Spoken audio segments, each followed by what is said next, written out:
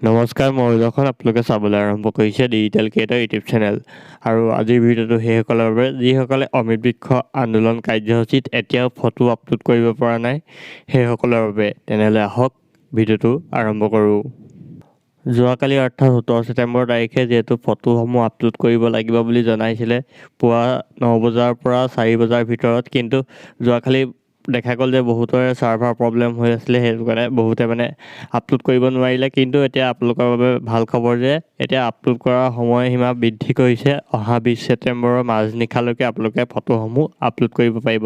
কিন্তু এটা কথা মন কৰিব যে যিসকলে যোৱাকালি অৰ্থাৎ 17 ছেপ্টেম্বৰ তাৰিখে 9 বজাৰ পৰা 4 বজাৰ ভিতৰত ফটোসমূহ তুলিছিলে আপোনালোকৰ GPS কেমেৰা বা আপোনালোকৰ যিটো লোকেশ্যন কেমেৰা, সেই কেমেৰাদি তুলিছিলে, সেইসকলেহে আপলোড কৰিব পাৰিব। আপুনি যদি আজি আপোনালোকে ফটোখন মাৰি আপলোড কৰে তেতিয়া নহ'ব।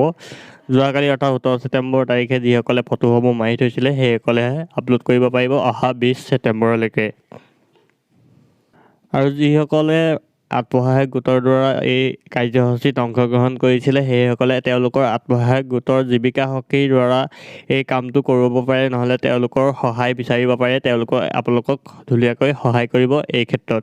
আৰু এটা কথা মন কৰিব যে যদি আপোনালোকে 17 ছেপ্টেম্বৰ তাৰিখে ফটোখন তুলিছিলে গছপুলি ৰোৱা ফটোখন, তেতিয়াহে আপোনালোকে 20 ছেপ্টেম্বৰলৈকে আপোনালোকে এই ফটোখন আপলোড কৰিব পাৰিব। এতিয়া হয়তো বহুতৰে ছাৰ্ভাৰ প্ৰব্লেম দেখাই থাকিব পাৰে। আপোনালোকৰ যিটো মোবাইল এপ আছে তাতো আপোনালোকৰ মোবাইল এপটো অ'পেন নহ'ব পাৰে। তাৰ বাবে আপোনালোকে মোবাইল এপটো প্লে' ষ্ট'ৰত গৈ এবাৰ আপডেট দি চাব, যদি হয় তেনেকৈ হৈ যাব। যদি নহয়ও মই এটা ডেছক্ৰিপশ্যনত লিংক দি থ'ম, সেইটো এটা নতুন লিংক মুকলি কৰিছে। আপোনালোকে সেই লিংকটোত গৈও কামটো কৰিব পাৰিব। মই কেনেকৈ কৰিব ইয়াৰ আগৰ ভিডিঅ'টো আপোনালোকক দেখুৱাইছিলোঁ, ফটো কেনেকৈ আপলোড দিব লাগে।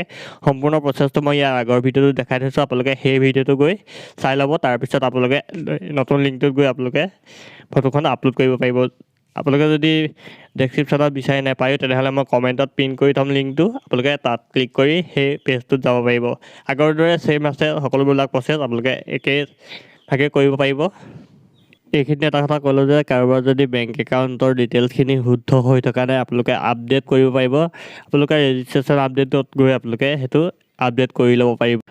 আৰু এতিয়া চাগে বহুতৰ মনত এটা প্ৰশ্ন হৈছে, আপোনালোকে পইচাটো কেতিয়া সোমাব বেংক একাউণ্টত। এই ক্ষেত্ৰত কোনো অফিচিয়েল ন'টিছ অহা নাই যদিও মই আপোনালোকক জনাই দিওঁ যে এই পইচাটো খুব সম্ভৱ আপোনালোকৰ 20 তাৰিখৰ পিছত, অৰ্থাৎ হয়তো আপোনালোকৰ অক্টোবৰ মাহতো সোমাবগৈ পাৰে।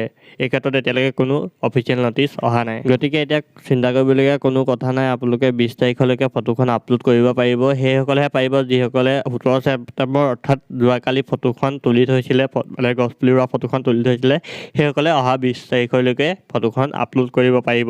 আৰু কেনেকৈ কৰিব মই ভিডিঅ'টো বনাই থৈছোঁ, আপোনালোকে তাত গৈ চাই ল'ব। আৰু মই নতুন লিংকটো এতিয়া ডেছক্ৰিপশ্যনত দি থ'ম আৰু কমেণ্টটো পিন কৰি থ'ম, আপোনালোকে তাত গৈ সকলোবিলাক কাম কৰি ল'ব। যদি কিবা প্ৰব্লেম পায় আপোনালোকৰ জীৱিকা সখীৰ লগত যোগাযোগ কৰিব, তেওঁলোকে আপোনালোকক সম্পূৰ্ণভাৱে সহায় কৰিব। আৰু এয়াই আছিল আজিৰ ভিডিঅ'। যদি ভাল পালে লাইক কৰিব আৰু চেনেলটো ছাবস্ক্ৰাইব কৰিব এনেধৰণৰ ভিডিঅ'সমূহ পাই থাকিবলৈ। আজিলৈ ইমানেই। জয় আই অসম।